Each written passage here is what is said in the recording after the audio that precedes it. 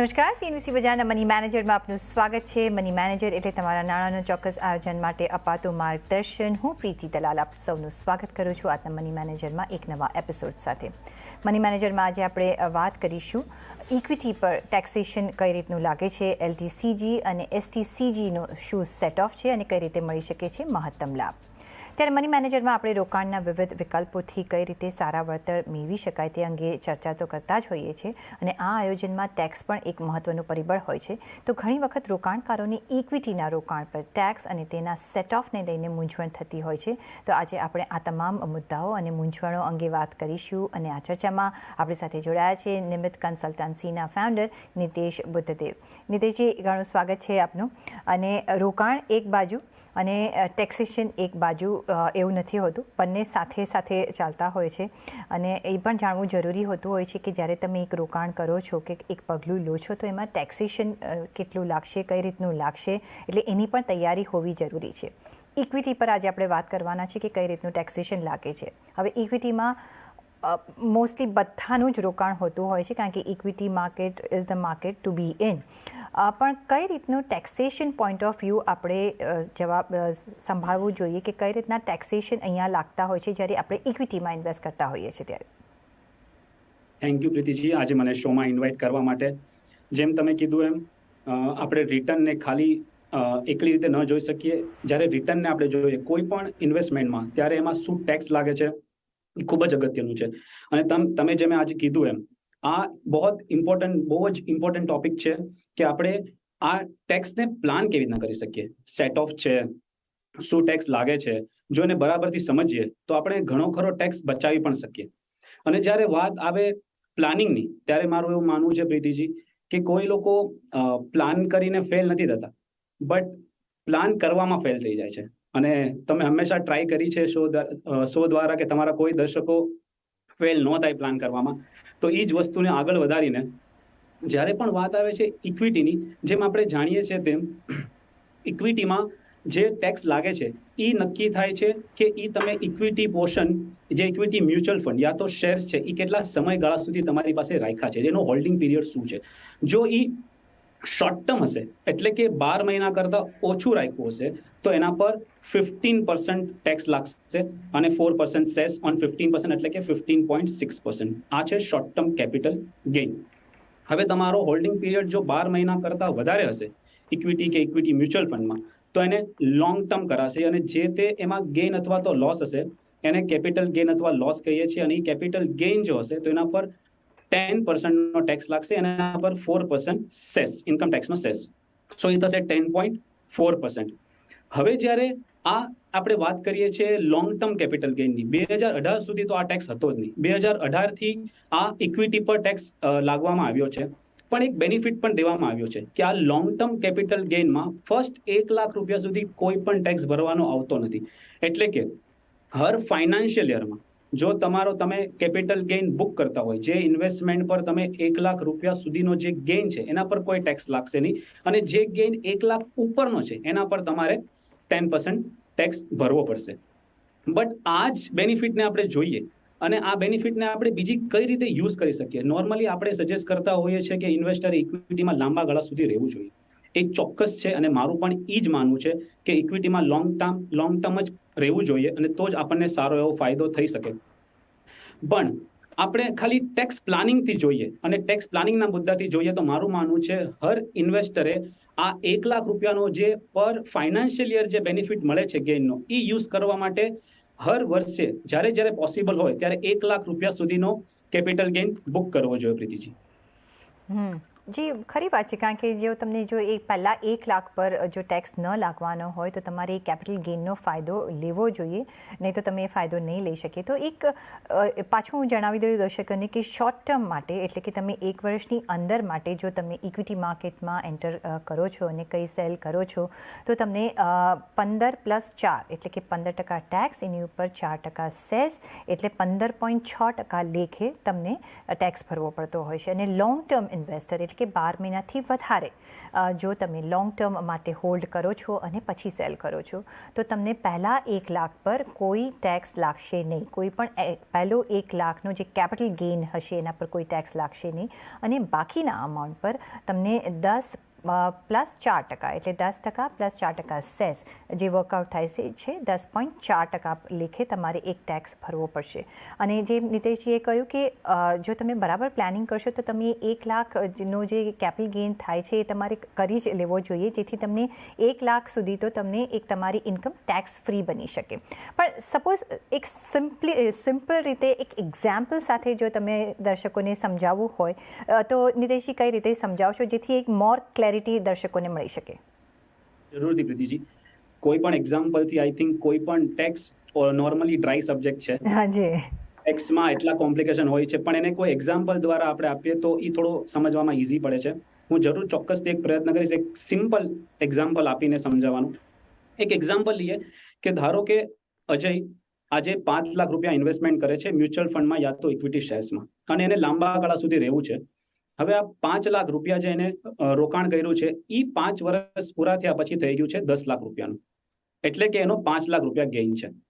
હવે આપણે આ ટેક્સ રૂલ પ્રમાણે જઈએ તો જ્યારે 5 વર્ષ પૂરા થશે પછી એને જે ઇન્કમ થઈ છે એટલે કે 5 લાખ રૂપિયા, એમાંથી 1 લાખ ઉપર તો એને કોઈ ગેઇન ભરવો નહીં પડે, કારણ કે એને એ ગેઇન પર કોઈ ટેક્સ ભરવો નહીં પડે, કારણ કે ફર્સ્ટ 1 લાખ રૂપિયાનો એ ફાઇનાન્શિયલ દરમિયાન એને કોઈ ટેક્સ લાગશે નહીં. પણ બાકીના જે 4 લાખ રૂપિયા છે એના પણ એને લોંગ ટર્મ, બીકોઝ એને 1 વર્ષ કરતાં વધારે રોકાણ રાખ્યું છે એટલે આ લોંગ ટર્મ કેપિટલ ગેઇન છે, તો ફર્સ્ટ 1 લાખ આપણે કાઢી નાખ્યો, પણ બાકીના 4 લાખ રૂપિયા ઉપર એને 10.4 ના હિસાબથી લગભગ 41,600 રૂપિયાનો ટેક્સ આવશે.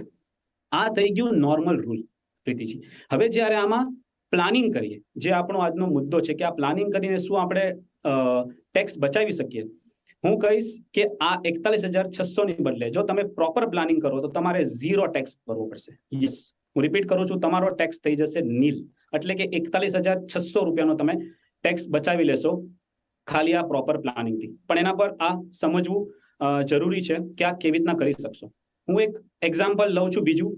ધારો કે ધવલ કરીને એક ઇન્વેસ્ટર છે, એણે સેમ 5 લાખ રૂપિયા ઇન્વેસ્ટ કર્યા છે અને એના પણ 5 વર્ષ પછી થઈ ગયા છે 10 લાખ રૂપિયા, એટલે એને પણ સેમ ગેઇન આવશે, બધું બરાબર છે, સેમ ઇન્વેસ્ટમેન્ટ છે અને એને પણ 5 લાખનો ગેઇન થયો છે. પણ એણે શું કર્યું છે, એણે આ જે પર એનમ જે પર ફાઇનાન્શિયલ યર 1 લાખ રૂપિયાનો જે બેનિફિટ છે એણે એ હર વર્ષે એનો બેનિફિટ લીધો છે. તો ધારો કે 5 લાખ રૂપિયા ડાયરેક્ટ તો 10 લાખ થઈ નથી જવાના, એ 1 લાખથી વધશે, 1.5 લાખથી વધશે, 2 લાખથી વધશે, એમ સો એન્ડ સો ફોર એનો ગ્રોથ થશે અને 5 લાખ એવી રીતના 10 લાખ તરફ આગળ વધશે. પણ તો શું કરવાનું છે, જ્યારે ફર્સ્ટ 5 લાખ તમે જે ઇન્વેસ્ટ કર્યા છે, ધારો કે એ 1 વર્ષ પછી થઈ ગયા છે 6 લાખ, એટલે કે તમારો 1 લાખ રૂપિયાનો ગેઇન છે. હવે એ નેક્સ્ટ ફાઇનાન્શિયલ યર દરમિયાન તમે એ 1 લાખ રૂપિયાનો પ્રોફિટ બુક કરી લો, એટલે કે તમે જે 5 લાખ ઇન્વેસ્ટ કર્યા હતા એની વેલ્યુ જે 6 લાખ થઈ ગઈ છે એ વેચી દો. આપણે કોઈ માર્કેટ ટાઈમિંગની કે એવી કોઈ વસ્તુની વાત કરતા નથી, આ ખાલી ટેક્સ પ્લાનિંગનો મુદ્દો છે. તો 5 લાખના જે 6 લાખ થયા છે ધવલના કેસમાં, એ આપણે 6 લાખના મ્યુચ્યુઅલ ફંડ વેચી દેશું અને એને પાછા 1-2 દિવસમાં પાછા આપણે પરચેસ કરી લેશું સેમ મ્યુચ્યુઅલ ફંડને. એટલે શું થશે કે તમે જ્યારે આ મ્યુચ્યુઅલ ફંડ વેચ્યા તો ઇન્કમ ટેક્સની દ્રષ્ટિએ તમે 1 લાખ રૂપિયાનો ગેઇન બુક કરી લીધું, પણ જેમ તમે હવે જાણો છો 1 લાખ રૂપિયા ઉપર કોઈ જ ટેક્સ નહીં લાગે, કારણ કે 1 લાખ રૂપિયા સુધીનો ટેક્સ પર એક્ઝેમ્પ્ટ છે. તો હવે બાકીના જે ટોટલ વેલ્યુ થઈ ગઈ છે આપણી નેક્સ્ટ યર માટે એ થઈ ગઈ છે 6 લાખ રૂપિયા. તો તમે 5 લાખ રૂપિયા ઇન્વેસ્ટ કર્યા હતા, 1 લાખ રૂપિયાનો ગેઇન થયો એ તમે બુક કરી લીધો અને પાછા 6 લાખ રૂપિયાના સેમ મ્યુચ્યુઅલ ફંડ લઈ લીધા અથવા તો શેર્સ લઈ લીધા. હવે બીજા વર્ષે આ 6 લાખ રૂપિયા તમારી કોસ્ટ ગણાશે. તમને ખબર છે કે આમાં 1 લાખ રૂપિયા તમારો નફો ઇન્ક્લુડ છે આ 6 લાખની કોસ્ટમાં, પણ ઇન્કમ ટેક્સ માટે આ 6 લાખ કોસ્ટ છે. તો હવે બીજા વર્ષે ધારો કે પાછો 1 લાખ રૂપિયાનો તમારું માર્કેટ પરફોર્મ કર્યું અને 1 લાખ રૂપિયાનો ગેઇન થયો છે, એટલે કે 6 લાખના થઈ ગયા છે 7 લાખ રૂપિયા. ફરી પાછી આ એક્ટિવિટી કરશું, પૂરેપૂરા 7 લાખના ઇન્વેસ્ટમેન્ટ વેચી દો અને પછી પાછા પરચેસ કરી લો, એટલે કે તમે 1 લાખ રૂપિયાનો પાછો ફરી અહીંયા ગેઇન બુક કર્યો અને 1 લાખ આ બીજા ફાઇનાન્શિયલ યરમાં કર્યા છે, એટલે એના પર પણ કોઈ ટેક્સ લાગશે નહીં અને તમારે એ વર્ષનો 10,000નો ટેક્સ પણ બચી જશે. આવી રીતે જ એક્ટિવિટી હું કરીશ અને તમે જોઈ શકો છો કે 5 વર્ષ પછી મેં આમાં ઇન્વેસ્ટમેન્ટમાં કોઈ જ ટેક્સ ભરીશ નહીં, કારણ કે હું હર વર્ષે 1 લાખ રૂપિયા કરીને હું બુક કરતો જાઉં છું અને ધવલના કેસમાં જે ટેક્સ લાયબિલિટી આવશે એ 0 થઈ જશે, બીકોઝ લાસ્ટ વર્ષમાં મારી કોસ્ટ મેં આવી રીતના લે વેચ કરીને વધારી નાખી હશે 9 લાખ રૂપિયાની, અને લાસ્ટ વર્ષે પણ હું 1 જ લાખનો ગેઇન બુક કરીશ, એટલે મારું ટોટલ 1 લાખની અંદર કોઈ ટેક્સ લાગશે નહીં. તો આ સિમ્પલ લોને સમજીને આપણે આ સિમ્પલ રીતે પ્લાનિંગ કરીએ અને આને પ્રેક્ટિકલ યુઝમાં મૂકીએ તો તમારો એક અકાઉન્ટમાં, ધારો કે તમે અલગ અલગ ફેમિલી મેમ્બર્સમાં કરતા હોય તો ખાલી એક અકાઉન્ટમાં તમે હર વર્ષે લગભગ 10,000નો તમે ટેક્સ બચાવી શકો છો. જી, ખરી વાત છે ને આ એક્ઝામ્પલથી તમે એક સરસ રીતે સમજાવ્યું, પણ મે બી ધવલ લકી હતો એટલે એને માર્કેટમાં એક સારો મૂવમેન્ટ મળી ગયો, પણ સપોઝ માર્કેટનું પોતાનો મૂડ હોય છે અને દર વખતે આપણને ગેઇન્સ નથી આપતું. સપોઝ દર વર્ષે આપણને 1 લાખનો ગેઇન નથી થતો જે આપણે એનો એડવાન્ટેજ લઈ શકીએ, મે બી ઓછો પ્રોફિટ થાય છે અથવા તો લોસ જાય છે, તો એવી સિચ્યુએશનમાં આપણે શું કરવું જોઈએ? કારણ કે માર્કેટ્સ ઓલવેઝ તો ઉપર જતા નથી ને ઓલવેઝ આપણે પહેલેથી કહી શકતા નથી કે ભાઈ આપણને આ ગેઇન થશે જ, તો ત્યારે એવી સિચ્યુએશનમાં આપણે કઈ રીતે ડીલ કરવાનું રહેશે? જરૂરથી પ્રીતિજી, હું પણ માનું છું અને એકદમ ચોક્કસ તમે પ્રેક્ટિકલ વાત કરી છે કે માર્કેટ આવીને સીધી દોરીએ ચાલવાનું નથી અને એમાં વોલેટિલિટી તો રહેશે, અને કોઈ પણ પોર્ટફોલિયો ગમે એટલી રીતે મેનેજ કરો એમાં જરૂરી નથી કે હર વર્ષે પ્રોફિટ જ થશે. મારે એક સિમ્પલ એક્ઝામ્પલ દ્વારા એ 1 લાખ વાળો પોઈન્ટ ક્લિયર કરવો હતો, પણ હવે તમે જે વાત કરી એ પણ એકદમ પ્રેક્ટિકલ અને એ ચાન્સીસ અને એની પ્રોબેબિલિટી હું કહીશ કે વધારે છે કે હર વર્ષે આવીને સિમ્પલ 1 લાખનો પ્રોફિટ નહીં થાય, કોઈ વાર ઓછો હશે યા તો કોઈ વાર લોસ પણ હશે. હવે મારું માનવું છે જે વર્ષમાં તમને લોસ છે ત્યારે તમે કોઈ એક્શન ના લ્યો, અથવા તો બીજો ઓપ્શન છે તમે એ વર્ષે પણ એ લોસને પણ બુક કરી લો. થોડું તમને અચરજ લાગશે પણ હું મારું માનવું છે એ લોસને પણ બુક કરો, કારણ કે એનો પણ ફાયદો છે અને એ ફાયદો કેવી રીતના આપણે ઉપાડી શકીએ એ હું સમજાવવા માંગીશ. ધારો કે ધવલે જે 5 લાખ રૂપિયા ઇન્વેસ્ટ કર્યા હતા એ બીજા વર્ષે 6 લાખ થવાની બદલે માર્કેટ ડાઉન ગયું અને એ થઈ ગયા છે 4 લાખ રૂપિયા. 1 લાખ રૂપિયાનો સમજો કે એને લોસ થઈ ગયો છે.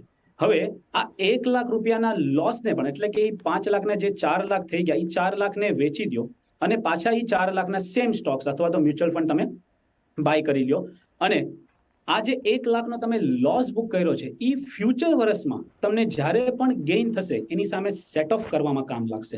સો આ લોસ પણ વેસ્ટ નહીં જાય. અને આને પ્રીતિજી એક ટર્મ આપવામાં આવ્યું છે જે કાફી પોપ્યુલર કન્સેપ્ટ છે, ટેક્સ લોસ હાર્વેસ્ટિંગ. સો અહીંયા હું વાત કરી રહ્યો છું ટેક્સ લોસ હાર્વેસ્ટિંગની. ટેક્સ લોસ હાર્વેસ્ટિંગનો મતલબ એ જ થાય છે કે તમે તમારા લોસને ભેગો કરો, હાર્વેસ્ટ. તમે તમારા લોસને ભેગો કરો અને આ લોસનો તમે ઉપયોગ કરી શકશો જ્યારે પણ તમને આ જ ઇન્વેસ્ટમેન્ટમાં વધારે પ્રોફિટ થાય અથવા તો બીજા કોઈ ઇન્વેસ્ટમેન્ટ છે એમાં તમને પ્રોફિટ હોય એની સામે તમારે ટેક્સ ભરવાનો આવે, તમે ત્યારે આ લોસનો સેટ ઓફ કરી શકો છો અને તમારી ફ્યુચર યર્સમાં જે ટેક્સ લાયબિલિટી આવશે એને તમે રિડ્યુસ કરી શકો છો. જી, બરાબર છે. તો લોસનો પણ આપણે ગેઇન લઈ શકીએ છીએ એમ તમે કહી રહ્યા છો ને આ જે લોસ છે તમે કહ્યું કે 8 એસેસમેન્ટ યર સુધી તમે એનો ફાયદો લઈ શકો છો. જો તમે પ્રીવિયસલી જો 8 લોસ બુક કર્યો હોય ને પછી એના સબસિક્વન્ટ યર્સમાં તમને પ્રોફિટ સામે આ 8 વર્ષ સુધી તમે એ પર્ટિક્યુલર લોસ તમે સેટ ઓફ કરી શકો છો. ચોક્કસથી પ્રીતિજી, તમે એકદમ રાઈટ પોઈન્ટ કીધો છે, અને જ્યારે પણ હું લોસ બુક કરીશ એ પછી એ લોસને હું 8 અસેસમેન્ટ યર સુધી કેરી ફોરવર્ડ કરી શકીશ. તો એ 8 વર્ષની દરમિયાન મને કોઈ પણ બીજો ગેઇન થાય તો પહેલા હું આને યુઝ કરી શકીશ સેટ ઓફ કરવા માટે, અથવા તો બીજા કોઈ ઇન્વેસ્ટમેન્ટ, સમજો ઇક્વિટી સિવાય બીજા મારા કોઈ ઇન્વેસ્ટમેન્ટ હોય, it can be normal real estate, gold, date, કોઈ પણમાં તમને જે પ્રોફિટ થાય છે અને તમે જ્યારે રિડમ્પશન કરો છો એમાં તમને જો ગેઇન હોય તો તમે આ લોસનો ઉપયોગ કરી અને તમે એ સેટ ઓફ કરી શકો છો. પણ એક વાત અહીંયા ધ્યાન રાખવાની પ્રીતિજી કે આ 8 વર્ષ મારે કેરી ફોરવર્ડ જો લોસને કરવો હોય તો મારે ટાઈમ ટુ ટાઈમ, એટલે કે ડ્યુ ડેટ પહેલા રિટર્ન ફાઇલ કરવું જરૂરી છે અને આ લોસને એમાં દર્શાવવો જરૂરી છે, અને તો આ કેરી ફોરવર્ડ કરવા મળે છે. તો આ એક પોઈન્ટ બહુ ધ્યાનમાં રાખવા જેવો છે. જી, તો આ એક મોસ્ટ ઇમ્પોર્ટન્ટ પોઈન્ટ કહી શકાય કે જો તમે જો લોસની સામે સેટ ઓફ કરવા માંગતા હોય તો ટાઈમ પર તમારે રિટર્ન ફાઇલ કરવા પડશે. જો લેટ તમે ફાઇલિંગ કરો છો ડ્યુ ડેટ પછી તો તમે આ સેટ ઓફ નહીં કરી શકો. તો આ એક ઇમ્પોર્ટન્ટ મુદ્દો બની જતો હોય છે, અને અમે તો કહેતા જોઈએ છીએ કે ભાઈ ટાઈમસર તમારા રિટર્ન્સ ફાઇલ કરી દેવા જોઈએ. આપણે આ ચર્ચાને ચાલુ રાખીશું, પણ લઈશું એક બ્રેક. તો બ્રેક લઈશું ને પાછા ફરીશું, જોડાયેલા રહેજો.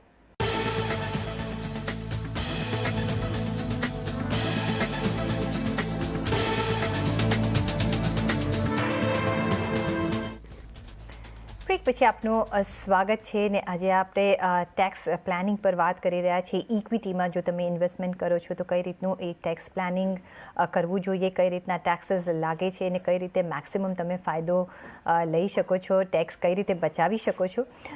તો નીતિશજી, નેક્સ્ટ જે મારો સવાલ હતો એ કે ઓફકોર્સ આપણે આ બંને સિચ્યુએશન જોઈએ કે પ્રોફિટ હોય તો કઈ રીતે આપણે મેનેજ કરી શકાય, કેપિટલ ગેઇન્સ હોય તો કઈ રીતે મેનેજ કરી શકાય અને કેપિટલ લોસ હોય તો કઈ રીતે મેનેજ કરી શકાય.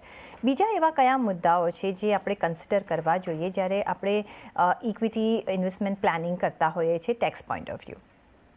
રાઈટ પ્રીતિજી, આપણે ટેક્સ પ્લાનિંગની વાત કરી રહ્યા છે અને હું ટેક્સ પ્લાનિંગ એકવાર એ કન્સેપ્ટને હું ક્લિયર કરવા માંગીશ. ટેક્સ પ્લાનિંગ એટલે પ્રીતિજી, આપણે ઇન્કમ ટેક્સના દાયરામાં રહીને જે આપણને ડિડક્શન એક્ઝેમ્પશન્સ આપવામાં આવ્યા છે એનો યુઝ કરીને આપણે આપણી ટેક્સ લાયબિલિટી ઓછી કરવા જઈએ છીએ. તો આ એકદમ લીગલ અને પ્રોપર વે છે જે આપણે આજે ડિસ્કસ કરી રહ્યા છે. એમાં કોઈ ટેક્સ ઇવેશનની વાત નથી, આ પ્રોપર ટેક્સ પ્લાનિંગ છે. પણ આ પ્લાનિંગ આપણે ત્યારે કરીએ ત્યારે 4-5 પોઈન્ટ બહુ જ ઇમ્પોર્ટન્ટ છે જે ધ્યાનમાં રાખવો જોઈએ. હવે જેમ આપણે વાત કરી કે ઇક્વિટી શેર્સ જે છે એ કોઈ આ ઇક્વિટી શેર્સને વેચશે અને લેશે આ પ્લાન કરવા માટે, ટેક્સ પ્લાનિંગ માટે, તો એની ડિલિવરી ઇમ્પેક્ટ થવી બહુ જરૂરી છે. કારણ કે સમજો કે ધારો કે તમારી પાસે રિલાયન્સના શેર્સ છે અને તમારે આ પ્લાન માટે એને વેચવા છે, પણ તમારે રિલાયન્સ લોંગ ટર્મ માટે હોલ્ડ તો કરવા છે. બટ એ જે રિલાયન્સના જે શેર્સ છે એને તમે જો સેમ ડે વેચી દેશો અને પાછા લઈ લેશો તો ઇન્ટ્રાડે કાઉન્ટ થશે. તો તમારે આની ડિલિવરી ઇફેક્ટ કરવી બહુ જરૂરી છે. એટલે તમે એ શેર્સને વેચો અને એના 2-3 દિવસ પછી જ જો સેમ શેર્સ બાય કરવાનો હોય તો પછી બાય કરો. અધરવાઇઝ આ રૂલનો બેનિફિટ નહીં મળે. એ એક વસ્તુ ધ્યાનમાં રાખવા જેવી છે.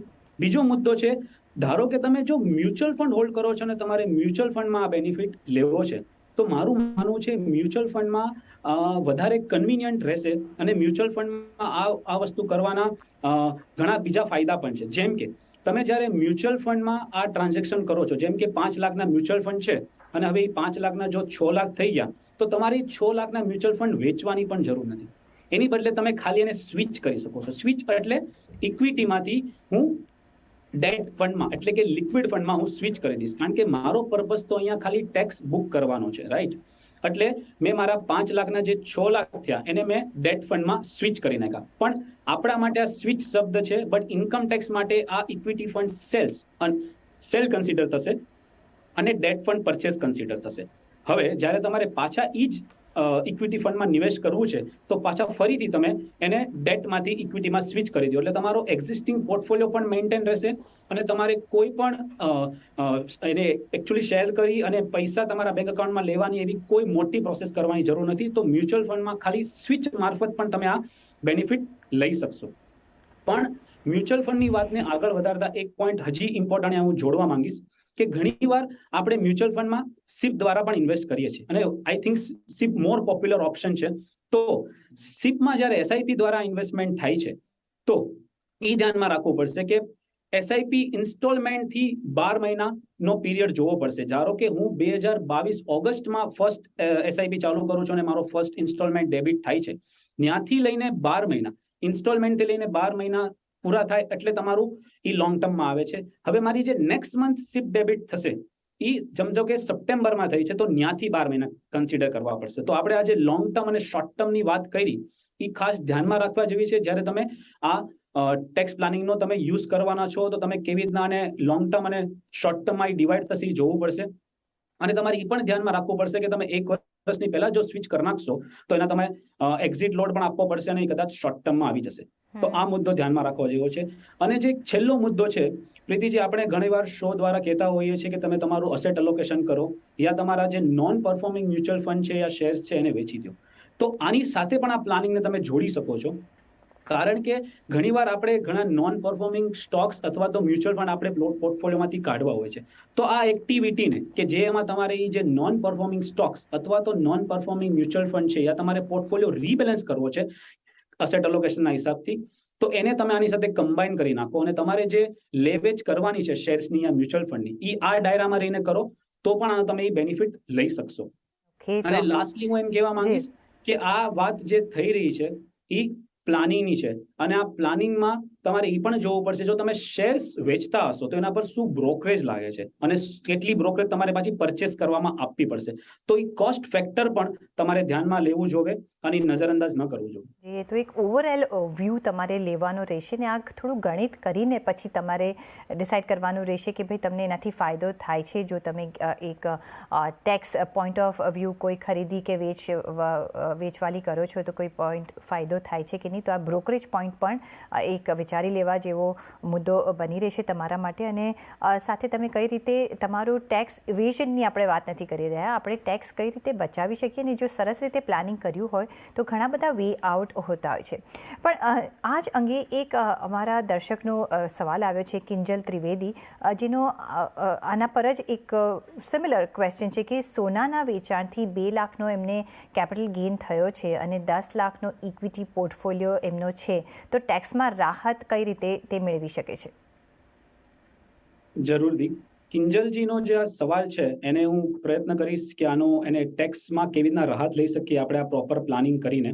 હવે હું સમજુ છું જે એમના ક્વેશ્ચન પરથી કે 2 લાખનો જે એમને કેપિટલ ગેઇન થયો છે એ લોંગ ટર્મ છે એમ માનીને હું ચાલુ છું. કારણ કે જો એને આ જે ગોલ્ડ છે એમાં જે લોંગ ટર્મ કે શોર્ટ ટર્મ પીરિયડ જે કાઉન્ટ થાય છે એ ડિફરન્ટ છે ઇક્વિટી કરતા. તો ગોલ્ડ જો તમે 3 વર્ષ કરતા વધારે રાખ્યું હશે તો લોંગ ટર્મ છે અને એના પર 20% ટેક્સ લાગે છે અને ઇન્ડેક્સેશનનો બેનિફિટ મળે છે. પણ જો 3 વર્ષ કરતા ઓછું રાખ્યું હોય તો સ્લેબ રેટ પ્રમાણે ટેક્સ થાય છે. તો નોર્મલી ગોલ્ડમાં પણ લોકો લાંબા સમય સુધી જ ઇન્વેસ્ટ કરતા હોય છે અને હું માનું છું કે કિંજલજીએ પણ અહીંયા આગળ લાંબા સમય સુધી જ ઇન્વેસ્ટ રાખ્યું હશે અને પછી એને વેચ્યું હશે. તો આ જે 2 લાખ રૂપિયાનો એને ગોલ્ડમાં પ્રોફિટ થયો છે એના પર એને 20% ટેક્સ ભરવાનો આવશે ઇન્ડેક્સેશનનો બેનિફિટ બાદ કર્યા બાદ. હવે વાત થાય છે કે આને આપણે શું પ્લાન કરી શકીએ, તો એમણે એ પણ ઇન્ફોર્મેશન આપી છે કે એમની પાસે 10 લાખના શેર્સ છે. જો કિંજલજી તમારી પાસે આ 10 લાખના જે પોર્ટફોલિયો છે એમાં કોઈ પણ શેર્સમાં આઈધર શોર્ટ ટર્મ અથવા તો લોંગ ટર્મ લોસ હોય, હું રિપીટ કરું છું, શોર્ટ ટર્મ અથવા તો લોંગ ટર્મ લોસ હોય તો એ તમે બુક કરી દો. ભલે તમને ઇક્વિટી શેર્સ લાંબા ગાળા માટે રાખવા છે અને તમને એમાં છે કે આ હજી આગળ સારું પરફોર્મ કરશે, પણ તો પણ ખાલી આ ટેક્સ પ્લાનિંગ માટે તમે એને વેચી દો અને ફરી પાછા 2-3 દિવસ પછી લઈ લો. જો એ તમારો લોસ 2 લાખ જેટલો હશે તો તમારો ફૂલ કેપિટલ ગેઇન જે છે ગોલ્ડનો એની સામે તમે આ ઇક્વિટીનો જે લોસ બુક કર્યો છે એ સેટ ઓફ કરી શકશો અને તમારો પૂરો ટેક્સ બચાવી શકશો. અને સમજો 2 લાખ કરતા વધારે પણ તમે જો લોસ બુક કરો છો અને જે લેફ્ટ ઓવર લોસ કહેવાય, જે એક્સેસ લોસ કહેવાય, એ તમે 8 અસેસમેન્ટ વર્ષ સુધી તમે એને કેરી ફોરવર્ડ કરી શકશો. તો આવી રીતે તમે તમારી ટેક્સ લાયબિલિટી ઘટાડી શકશો. આની સાથે હું એ પણ જોડવા માંગીશ પ્રીતિજી કે આ સેટ ઓફ અને જે આપણે વાત કરી રહ્યા છે કેરી ફોરવર્ડની, એ બહુ અગત્યનો મુદ્દો છે. કારણ કે ઘણીવાર નિવેશકોને એવું લાગે છે કે મને ખાલી ઇક્વિટીમાં પ્રોફિટ થયો છે એ જ હું ઇક્વિટીમાં લોસ સામે સેટ ઓફ કરી શકું, એવું નથી. આમાં કોઈ પણ જાતનું અસેટ ક્લાસ રેસ્ટ્રિક્શન નથી. અને વેન આઈ સે અસેટ ક્લાસ રેસ્ટ્રિક્શન, મારો મતલબ છે કે તમને જેમ આપણે વાત કરી કિંજલજીના એક્ઝામ્પલમાં કે તમને ગોલ્ડમાં કે રિયલ એસ્ટેટમાં કે ડેટમાં કોઈ પણ જગ્યાએ પ્રોફિટ થયો છે એની સામે તમે ઇક્વિટીનો લોસ કે એવી રીતના ઇન્ટરનલી એડજસ્ટ કરીને તમે ટેક્સ બચાવી શકો છો. તો આપણે જે વાત કરી ટેક્સ લોસ હાર્વેસ્ટિંગની અને લોસ કે ભાઈ નુકસાનમાં પણ કેવી રીતના આપણે નફો કરી શકીએ, તો એ નુકસાનને જો આપણે બરાબરથી પ્લાનિંગ કરીને બુક કરતા રહીએ તો આગળ જઈને તમે એને જ્યારે પણ કોઈ પ્રોફિટ હશે એની સામે તમે સેટ ઓફ કરી શકો છો. બસ ખાલી એક જ વસ્તુ ધ્યાનમાં રાખવાની છે કે તમે લોંગ ટર્મ કેપિટલ લોસ જે છે એની સામે short term capital gain set of નહીં કરી શકો. બાકી કોઈ પણ જાતનું રેસ્ટ્રિક્શન નથી અને કોઈ પણ અસેટ ક્લાસનું રેસ્ટ્રિક્શન પણ આમાં લાગતું નથી. તો ઓવર ધ એસેટ ક્લાસ તમે આ સેટ ઓફ કરી શકો છો, એટલે એ ધ્યાન રાખવું ઘણું જરૂરી છે ને ઓવરઓલ એક વ્યૂ લેવો જોઈએ. કારણ કે ખાલી જ એવું નહીં બને કે તમારું ઇક્વિટીમાં જ રોકાણ છે કે ગોલ્ડમાં જ રોકાણ છે, એટલે બધા જ તમારા રોકાણ તમારે જોઈ લેવા જોઈએ અને ક્યાં લોસ થાય છે, કઈ રીતે સેટ ઓફ કરવો, તો એ બધું થશે કેવી રીતે જો તમે ટેક્સ પ્લાનિંગ કરશો પ્રોપરલી, તો તમે ઘણો બધો ટેક્સ બચાવી શકશો. નિતેશજી, ઘણો આભાર તમારો આજે અમારી સાથે જોડાવા બદલ અને આ સરસ રીતે સમજાવવા બદલ, કારણ કે ઘણા બધા વ્યુઅર્સને આના પર કન્ફ્યુઝન હોતું હોય છે. આઈ થિંક એક ઘણું સિમ્પ્લિફાય તમે આજે કરી આપ્યું છે. તો નેક્સ્ટ ટાઈમ જ્યારે ફાઇનાન્શિયલ પ્લાનિંગ સાથે ટેક્સ પ્લાનિંગ પણ દર્શકો અમારા કરતા રહેશે. આભાર તમારો અમારી સાથે જોડાવા બદલ. સાથે જ પર્સનલ ફાઇનાન્સના તમારા સવાલ અમને મોકલો. તમારું નામ, શહેર, ઉંમર સાથે ઈમેલ કરી શકો છો અમને તમે money@nw18.com પર, અને સાથે જ ફેસબુક પર લખો અમને facebook.com/CNBC બજાર પર, અને ટ્વીટ પણ કરી શકો છો twitter.com/CNBC બજાર પર.